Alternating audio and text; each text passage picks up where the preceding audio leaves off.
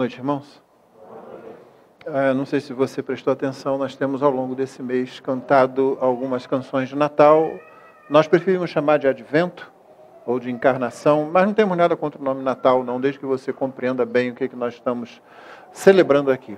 O Senhor Jesus veio, encarnou, e por isso louvamos ao Senhor também com essa temática nos hinos que ao longo desse mês temos cantado. Vários desses hinos foram ensaiados com a igreja no mês anterior, durante a preparação para o culto. Espero que você tenha observado também na oração que o pastor Jonatas acabou de fazer, que nossa igreja tem um trabalho sendo feito com bastante efetividade na área de discipulado, e dentro do contexto de membresia, você já viu como é alguma coisa difícil para nós, crentes, seres humanos, implementarmos isso dentro da igreja. É um conceito, muitas igrejas nem atentam para ele. Para muitas igrejas, ser membro de uma igreja é apenas ter o nome no hall de membros. As implicações disso, elas são detestáveis ao nosso pecado. Nosso pecado não gosta de disciplina, nosso pecado não gosta de que os irmãos estejam como que a nos guardar e tomar conta de nós, e nós deles também. Embora todos nós gostemos de pedir oração, né? Na hora de pedir oração, ora por mim, está acontecendo um problema, né? E, no entanto, na hora de uma confrontação, na hora de abrir a palavra e mostrar, porque ninguém confronta na igreja com sua própria cabeça, não é isso que fazemos. A gente chega com a palavra de Deus. Aí alguns não gostam. Então, eu quero encorajar os irmãos a orar intensamente por esses aspectos, porque certamente o inferno se levanta quando uma igreja tenta realmente ser bíblica, não somente num momento de culto, mas além desse momento de culto, no viver diário. Orem por isso. Essa é a verdadeira batalha espiritual. A batalha espiritual não é aquela em que a gente faz fórmulas e produz rituais para ver se a gente consegue subjugar os demônios. Você nunca vai subjugar demônio nenhum. Quem faz isso é o Senhor Jesus. Os apóstolos só fizeram isso quando o Senhor lhes deu autoridade para fazer isso. E o que você faz é pregar a palavra, testemunhar a palavra, aplicar a palavra à vida dos seus irmãos, à sua própria vida no contexto da igreja, e interceder a Deus, porque certamente o diabo, seus demônios, se levantam contra qualquer crente, qualquer igreja que quer ser bíblica. Então, atente para isso. Veja, observe as orações que são feitas deste púlpito. Elas abordam aspectos e assuntos da vida da igreja aos quais nós precisamos dar atenção. Nós precisamos ter cuidado com essas coisas, e isso deve reger a nossa vida de oração durante a semana. Então, intensifique suas orações por esses aspectos. Tema da mensagem de agora à noite, como você recebeu, o Supremo Pastor e os Peregrinos. E o Salmo 23 é o nosso texto desta noite. Eu peço que você abra a sua Bíblia, seu dispositivo, se assim for, fique de pé e vamos fazer a leitura em conjunto desse que é talvez o salmo mais conhecido e, quem sabe, o mais amado da Igreja de Cristo. E existe uma razão para isso. Existe por quê? Então, Salmo 23, vamos fazer a leitura em uníssono.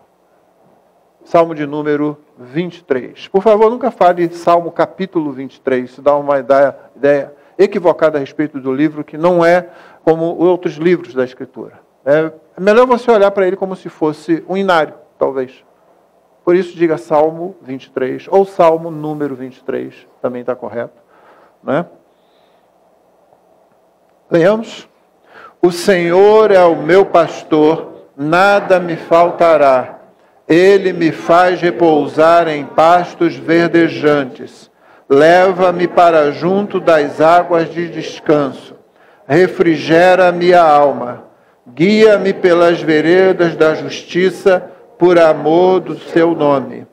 Ainda que eu andar pelo vale da sombra da morte, não temerei mal nenhum, porque tu estás comigo.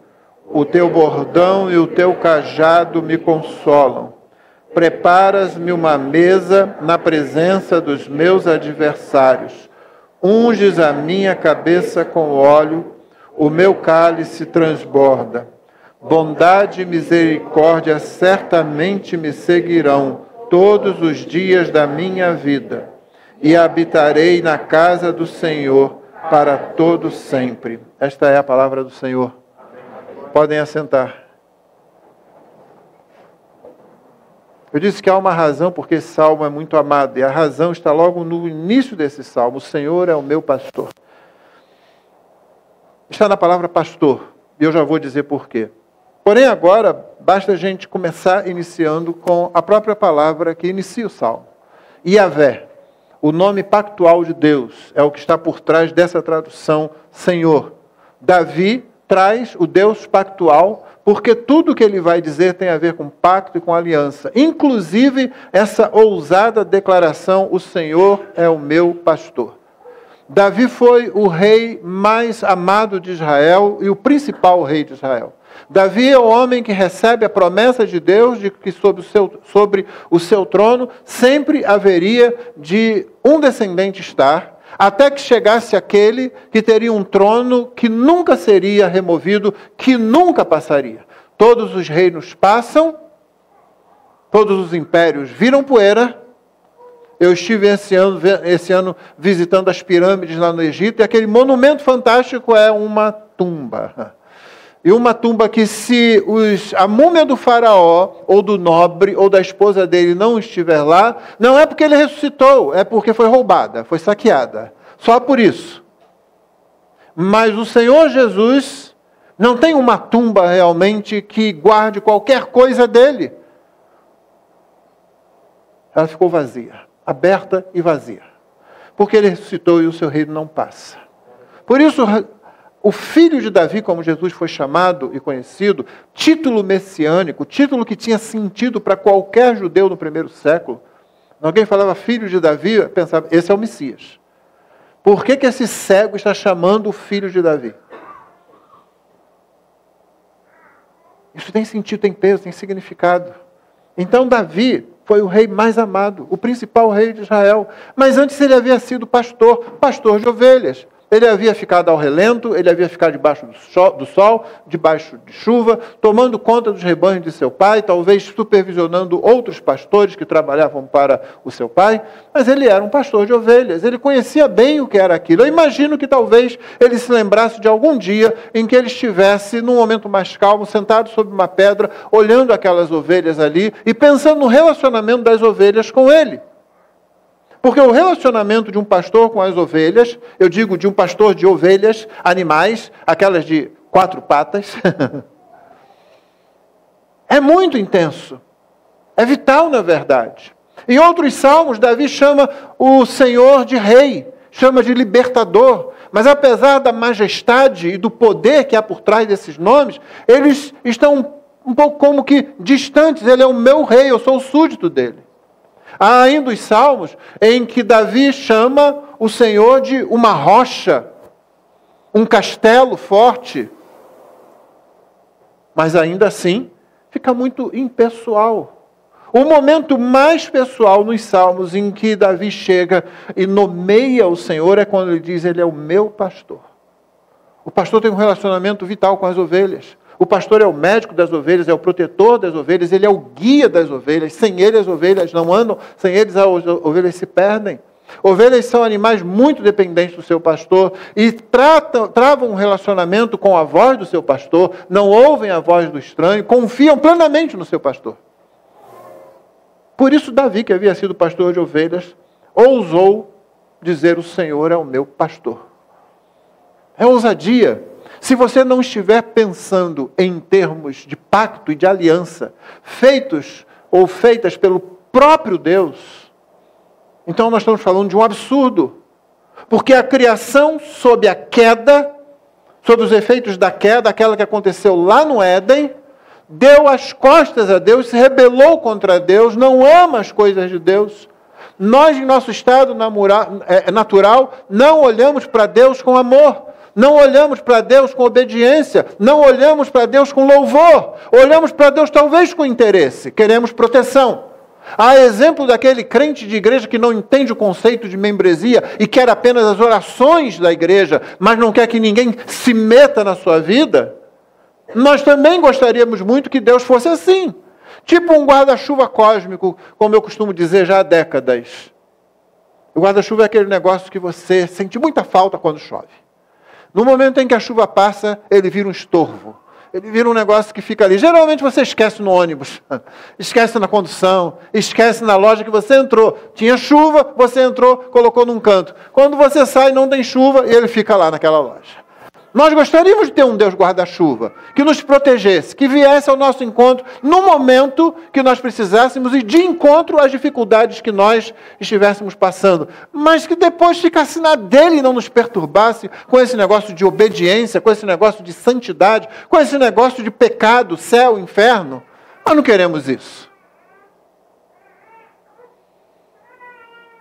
Davi olha para Deus como pastor porque ele está fundamentado no próprio pacto do próprio Deus. Numa criação onde os seres humanos se voltaram contra o seu próprio Criador, Deus veio, estabeleceu o pacto, estabeleceu a aliança. E é por isso que ele começa Yahvé, nome pactual, ele é o meu pastor. Sim, ele é o meu rei. Ele é uma rocha firme, mas ele é o meu pastor. E, na verdade, isso só vai aumentar ao longo do Salmo, como você vai ver. É impressionante como num Salmo tão curto, de 6 versículos apenas, ou que foi dividido em 6 versículos, a intimidade vai crescendo entre a ovelha e o pastor. Daqui a pouco ela se torna convidada do pastor, daqui a pouco ela está morando com o Supremo Pastor. Ele diz ainda, o Senhor é meu pastor, nada me faltará. São 2 palavrinhas apenas em hebraico, que pode ser traduzido de diversas formas, mas cujo sentido é, eu não tenho falta. Eu não preciso de mais nada. E o que está mais em foco na tradução dessas palavrinhas é o desejo. Meus irmãos, o nosso grande problema não são as nossas necessidades, as quais o Supremo Pastor pode sim resolver, atender, satisfazer.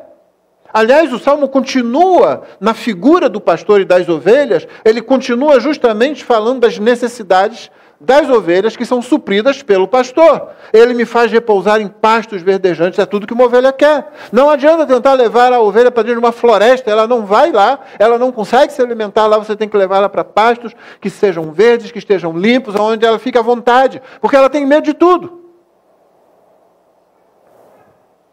Leva-me para junto das águas de descanso. Ou, numa outra tradução, águas tranquilas. Águas que estão ali, você pode ficar tranquilo perto delas. São de descanso. A ovelha não bebe qualquer tipo de água, ela não bebe água que está suja. O pastor leva ela para essas águas. Refrigera minha alma. Talvez você já tenha visto a tradução a respeito desse texto em que se diz restaura minha alma. Porque a palavra pode ser usada das 2 formas, e o pastor também restaura. Ou seja, parece que aqui a ideia, ainda mais pelo que vem a seguir, é de uma ovelha fujona, que precisa ser restaurada. Nesse sentido que o pastor refrigera a alma dessa ovelha que se perde, e ele traz ela de volta, e a alma aqui está no sentido de vida, de ser, ele traz ela de volta dos caminhos tortuosos que ela pegou e coloca junto às águas tranquilas, junto aos pastos verdejantes, para que ela seja restaurada. E o sentido que eu disse, que vem a seguir, esse sentido é justificado pelo que vem a seguir, diz, guia-me pelas veredas da justiça, da retidão. Ao invés de sair correndo para lá, correndo para cá, caindo em abismo, se perdendo, se colocando ao alcance de predadores, o pastor vai lá e pega a sua ovelha e coloca nas linhas, nas rotas, nas trilhas de retidão, de justiça, de correção, aonde ela também estará protegida. Disciplina é proteção. É o que muita gente não entende da membresia da igreja, que disciplina é proteção. Pastores de ovelhas têm um modo muito fantástico de fazer isso. Certo pastor disse que, o pastor de ovelhas, que uma ovelha que foge uma vez, ele vai lá e pega, foge 2 vezes, foge 3 vezes, ela vai fugir a 4ª, a 5ª e a 6ª, e pode ser que num desses momentos ela caia num abismo, pode ser que num desses momentos ela seja apanhada por um predador. O que ele faz? Ele traz ela de volta, ele coloca ela perto dele, coloca no colo dele, e vai lá, pega a perna dela e quebra a perna dela. Isso dói. Logo em seguida, ele coloca uma tala, amarra em volta do pé da ovelha, que não vai conseguir andar agora por um bom tempo, enquanto aquele osso se recompõe, e ele coloca a ovelha no ombro. E ele carrega a ovelha para todo lugar que ele vai, para todo lugar que ele vai. O rebanho vai, ele pega aquela ovelha, põe no ombro, ele coloca ela para pastar junto dele, para que ela possa pastar, até que ela seja curada. Quando ela é curada, ele tira aquela tala e aí ele coloca, e ela não se afasta mais dele, ela aprendeu a ficar perto dele. É por isso que o Senhor corrige, porque correção e disciplina são proteção. Nós não entendemos que se deixado a nós mesmos, a nossa tendência para correr para longe do Senhor, nos leva a perigos. Muitas vezes o Senhor quebrará uma perna para que nós não percamos a vida. Então eu disse, nosso maior perigo, nosso maior problema não são as nossas necessidades. E é por isso que o Salmo 23, no verso 1, termina assim, eu não tenho falta. É outra tradução possível, eu não tenho necessidade. Pode ficar quebrado em português, mas a ideia é essa, eu não desejo. Nosso problema não são nossas necessidades, as quais, como você acabou de ver, o pastor supre. Nosso problema são nossos desejos. Nossos desejos que não se alinham com o Supremo Pastor. Esse é o nosso grande problema. Mas aqui o que Davi fez? Ele disse, Yahvé é o meu pastor, eu não desejo. Essa é a posição daquele que confia no Senhor. Daquele que fez aliança com o seu povo. Ele está satisfeito. É a suprema satisfação. Eu estou satisfeito nele. Você sabe que a gente não experimenta isso assim, não é? Você sabe como nós queremos correr para longe, como nós queremos. Eu vou satisfazer o meu desejo. Eu sei da minha necessidade. Eu já aconselhei homens, já aconselhei pastores, inclusive, que indo num caminho errado, você confronta e diz, o Senhor, Deus, sabe da minha necessidade. E quando alguém fala isso, você não tem muito argumento para essa pessoa. O que acontece com ela é que ela enfrenta dor, tristeza, e acaba se desviando dos caminhos do Senhor, como foi o caso dessa pessoa especificamente. Nossos problemas são nossos desejos. A mulher viu que a fruta era boa, que a fruta era atraente aos olhos. A fruta era desejável. E quando você faz isso, então você pode acabar desobedecendo e se afastando do Senhor. Então essa aqui é a expressão de maior intimidade. O Senhor é o meu pastor. Ele é o meu rei, eu sou seu súdito. Ele é uma rocha firme, e embora uma rocha não se mova muito, aliás, é por isso que a gente precisa que ela seja firme, é meio impessoal, mas aqui ele é o meu pastor, ele é o meu guia, ele é o meu médico, ele é o meu protetor. É usado isso?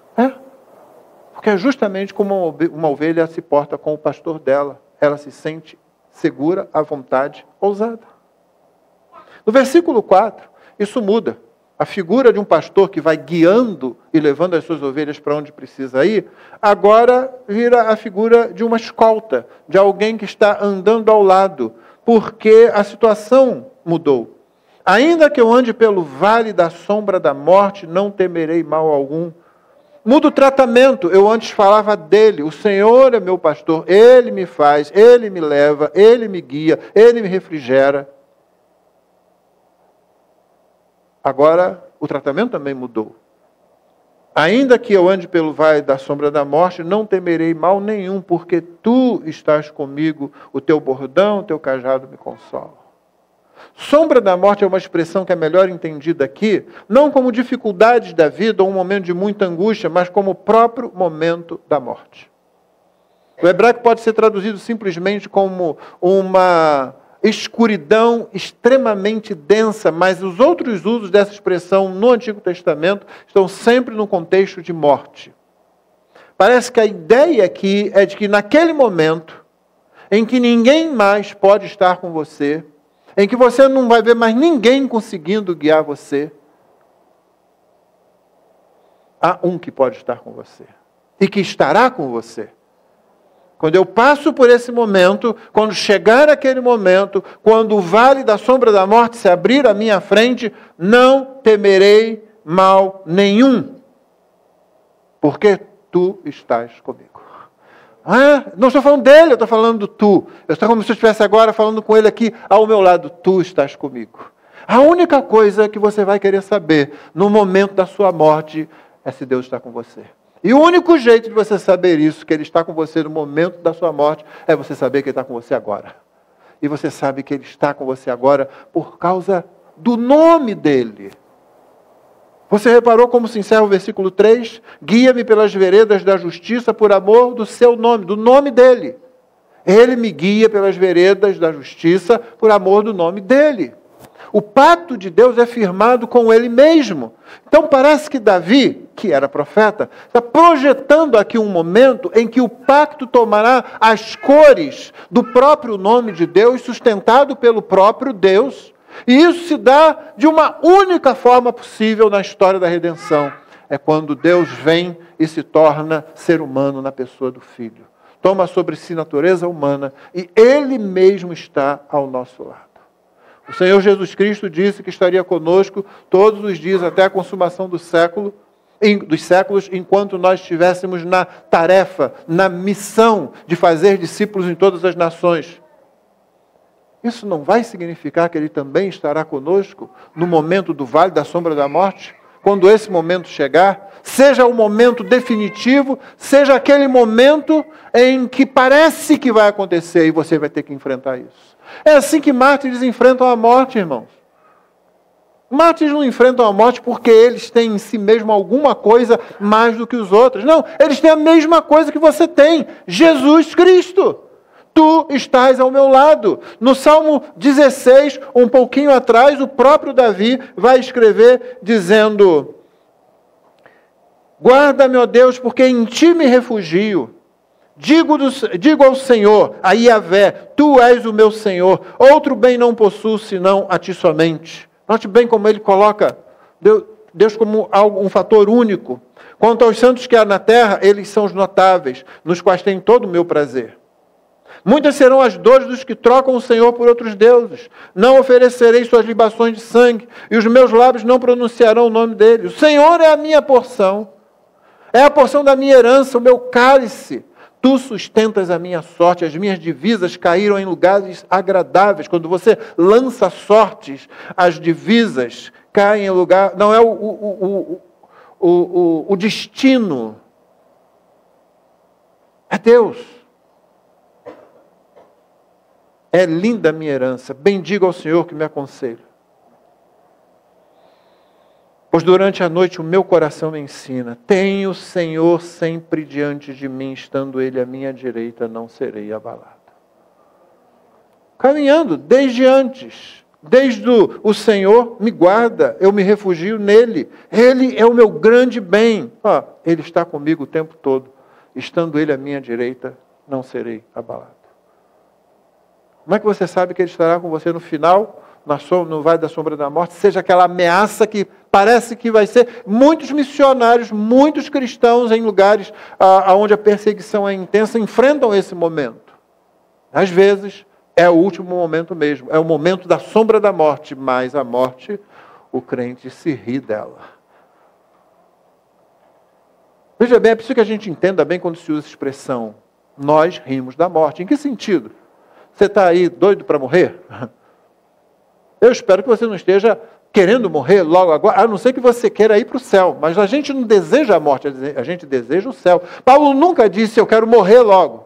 Não, ele quer dizer, se for pela vida, se for pela morte. Agora, eu preferiria morrer e estar com Cristo. Estar com Cristo é que é o lance, é que é o valor, é que é a coisa em si, é que é o tesouro, não é morrer simplesmente. O sentido em que nós não tememos a morte, irmão, é porque quando chega o momento dela, você nunca passa por ela sozinho. Você nunca passa por ela sozinho, meu irmão. Você nunca passa por ela sozinha, minha irmã, porque Ele passou pela morte sozinho. Abandonado, inclusive, pelo Pai. Sofrendo a ira de Deus. Para que eu e você pudéssemos tê-lo ao nosso lado na jornada. Os peregrinos são acompanhados pelo Supremo Pastor, que agora se torna companheiro de viagem, lado a lado, e você pode falar, tu estás comigo. Você pode ficar seguro nisso. Ainda que eu ande pelo vale da sombra da morte, quando esse momento chegar, não temerei mal nenhum, porque tu estás comigo. O teu bordão, o teu cajado me consola. Seja o bordão que funciona como arma sim, para espantar os devoradores, os predadores, seja o cajado, que funciona como apoio, ou para orientar as próprias ovelhas. A presença desse pastor, que agora virou companheiro de viagem, não está só me guiando, mas está ao meu lado, a presença desse pastor me consola, e então eu posso passar por aquele momento que assusta todos os homens. Eu posso passá-lo com confiança e dizer, não temerei mal nenhum. Mas como eu disse, o quadro vai se modificando, e se de um lado o que você vê é que Deus é suficiente, do outro lado você vê, é suficiente, não é? O Senhor é o meu pastor, não preciso de nada. Por outro lado, Ele convida você, por outro lado, Ele anda ao seu lado, por outro lado, Ele é o seu anfitrião também. É interessante como Deus ama servir aqueles que o seguem. A tal ponto de Cristo ter deixado a sua glória e se tornado servo. E nos serviu indo até a cruz, morrendo na cruz pelos nossos pecados, para que nós pudéssemos ser salvos. E ninguém vai ser salvo se não crer que Jesus, o Deus eterno, se fez homem para pagar o preço que nós não poderíamos pagar. Não pense que você vai pagar qualquer preço. Não pense que você conseguirá agradar a justiça de Deus. Isso nunca vai acontecer.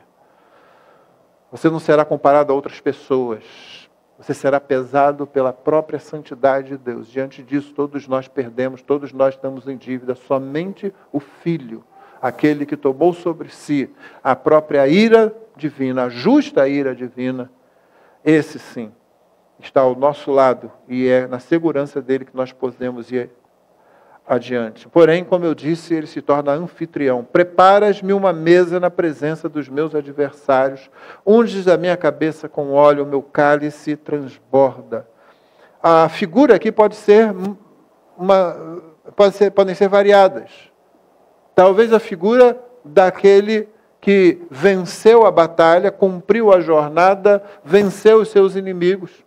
Isso acontecia quando, por exemplo, um general ou um líder qualquer vencia a batalha para o seu rei e era trazido diante de todos, e os inimigos ou estavam ali amarrados, prisioneiros, ou então estavam ali, dependendo da nobreza deles, estavam ali como convidados, não muito à vontade, para ver o outro, o vencedor, ter a sua cabeça ungida e ter um banquete preparado para ele. O grande inimigo que o Senhor está vencendo em nós mesmos é o nosso pecado, irmão. Mas ele também vence o diabo, nosso adversário. E ele vence o mundo que nos odeia. E sim, o mundo nos odeia. O mundo é composto por isso, ele nos odeia. Não olhe para o mundo, e eu me lembro de ter dito isso aqui em uma ou duas mensagens atrás. Não olhe para o mundo, para as pessoas que são boas no mundo, para aquelas pessoas que são respeitosas, aquelas pessoas que amam até fazendo sacrifício, porque isso é obra da graça de Deus. Isso não é o pecador entregue a si mesmo, isso não é o efeito da queda de forma absoluta. É o efeito da queda relativizado, domesticado pela graça comum, é o efeito da redenção. Então, sobre a criação, depois da queda, você sabe que incidem tanto a queda como a redenção. Então, não nos iludamos. O diabo nos detesta, nos odeia, os demônios nos odeiam. Por quê? Porque somos em poder no sentido individual e absoluto, ou seja, naquilo que há somente em nós, somos inferiores. E, no entanto, persistimos em servir a Deus, para desespero do diabo. O mundo nos odeia, porque odiou o nosso mestre. Não, o mundo não odeia aquela figura de um Cristo bonachão, aquela figura de um Cristo que tudo está bom, que passa a mão na cabeça, que vai para debaixo do tapete, tudo, esquece tudo, vamos todos nos amar. O Christian John Lennon, né? Imagine que você não tem que se preocupar com a eternidade. Vamos viver o aqui e agora. Não, esse o mundo ama. Se nós mudarmos a nossa mensagem, muita gente vai vir para a igreja. Muita gente que não ama Deus, muita gente que está perdida em seus delitos e pecados, muita gente que vai enfrentar o julgamento sem ter o advogado ao lado. Mas nós vamos continuar pregando a mensagem de Cristo. E o mundo nos odiando, como um dia alguns que estão aqui também odiaram os crentes. Mas foram conquistados, não pelos crentes, pelo amor do Senhor. É o amor do Senhor que conquista. É com laços de amor sempre que Ele lança e nos traz para perto de si. E Ele pega inimigos e torna amigos. E Ele se torna o anfitrião deles. Ele vence o nosso pecado, Ele vence o diabo e seus demônios, Ele vence o mundo ao nosso redor e faz de nós seus convidados. Arma um banquete e nos coloca como num lugar de honra. Um lugar que a gente sabe que não merece. É por isso que a gente não fica agora enaltecendo essa posição que nós não conquistamos e que nós não merecemos, na qual nós não deveríamos estar. Somente Ele é que nos coloca ali. Por isso que nós não ficamos falando somos reis e rainhas, príncipes e princesas, e todo esse vocabulário que parece muito legal, muito bonito, mas de espiritual não tem nada, de bíblico tem coisa nenhuma e apenas engana o povo de Deus. Estamos numa jornada, somos peregrinos, somos forasteiros. Não é aqui o lugar da nossa morada. Não queremos construir a nossa casa aqui. Nós queremos, sim, Ele. É a Ele que nós queremos. Por isso o Senhor é meu pastor, não preciso do resto. Se tiver o Senhor, está resolvido. No dia a dia, na luta do tempo presente, a morte surgirá à nossa frente e você sentirá o impacto disso. Ela pode surgir perto de você, na perda de um ente querido, e você vai sentir o impacto disso. Mas Ele vai estar ao teu lado. Ele vai dizer, não, eu vou estar com você agora, eu estarei com você naquele último momento também. Quando você fechar os olhos para essa realidade, eu serei a última pessoa que você vai ver, e a primeira que você vai ver quando você abrir seus olhos para a realidade eterna. O Senhor Jesus nos garante isso. Se no Antigo Testamento um rei profeta pôde olhar para frente e visualizar isso de alguma forma aqui, imagine Davi quando finalmente soube o que tinha acontecido. Que o descendente dele, que sentaria no trono eternamente, era o próprio Deus tornado ser humano, encarado a cruz, a morte e a justiça de Deus, para trazer as ovelhas perdidas para dentro do caminho certo e colocá-las em pastagens eternas, junto ao rio da vida. Nesse caminho, Ele prepara uma mesa, Ele é o nosso anfitrião, Ele nos unge, o cálice transborda. É quando se enche o cálice daquele que é o convidado de honra, e você enche totalmente o cálice. E quem está fazendo isso? O dono da casa, o anfitrião. Mas agora você não vai ser só mais um convidado, você vai morar com Ele. Você era só um convidado do banquete, mas no versículo 6, mais uma vez a figura se consolida de outra forma. Bondade e misericórdia certamente me seguirão todos os dias da minha vida. Uma excelente tradução, aliás, porque a expressão hebraica por trás disso aqui quer dizer exatamente ao longo de todos os dias. Não há aqui, mesmo no final do versículo, a ideia da eternidade como sendo a coisa principal, mas sim a ideia da eternidade como sendo a continuidade disso que já começou aqui. Deu para entender isso? Todos os dias, bondade e misericórdia certamente me seguirão todos os dias da minha vida, habitarei na casa do Senhor para todos sempre. A ênfase, então, não é eternamente eu estarei lá com o Senhor, não. A ênfase é de que desde agora Ele está comigo e na eternidade eu entro para dentro da casa dEle, perdoe o pleonasmo, para dentro da casa dEle e moro lá, passo a morar lá. Ele fecha a porta e você está dentro. Você entendeu? Ele é o pastor que guia. Ele é a escolta que está ao lado. Ele é aquele que depois que a gente entra na casa, ele fecha a casa. Bondade e misericórdia são duas expressões importantes aqui. A bondade de Deus revelada para nós e a misericórdia de Deus, que é a tradução daquela palavra pactual no Antigo Testamento, o hebraico hesed. Talvez você em algum momento ouça essa palavra, hesed, que pode ser traduzido como um amor ferrenho, um amor leal, um amor pactual, mas de tal forma leal que não vai deixar de cumprir o que prometeu e não vai deixar você se afastar. Essa é o pessoal que esteve aqui nas aulas de terça-feira, sabe que há algumas palavras que têm conteúdo teológico Ela não significa só misericórdia, ela significa isso tudo. Dentro de todo o contexto do Antigo Testamento, Ele ama você de uma forma ferrenha. Você não consegue imaginar. Quando Deus ama, Deus ama. O nosso amor pode variar, nossa atitude pelo bem do outro pode variar. Medo, vergonha podem nos afastar de fazer aquilo que deveríamos fazer. Deus nunca cessa de nos amar. É um Terminator ao contrário. Você lembra do filme? O Exterminador do Futuro? Porque Terminator ninguém ia entender nada, né? O Terminador. O que é isso? Tá bom, o Exterminador. Ele vem do futuro, então Exterminador do Futuro, não é isso? E tem um momento que o protagonista diz para a protagonista, ele não vai parar, ele não vai desistir, ele não sente dor, ele não sente remorso, ele vai continuar até matar você. Agora você vira tudo isso ao contrário e falemos do recede de Deus, da misericórdia de Deus. Ele não vai parar, ele não vai desistir, ele sente muito amor por você, se eu puder usar o verbo sentir aqui. Ele vai continuar amando você, procurando você, buscando você, guardando você.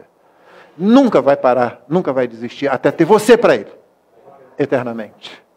É isso aí. Então esquece o Exterminador, que eu tenho certeza que você está com a cara do Schwarzenegger aí na cabeça.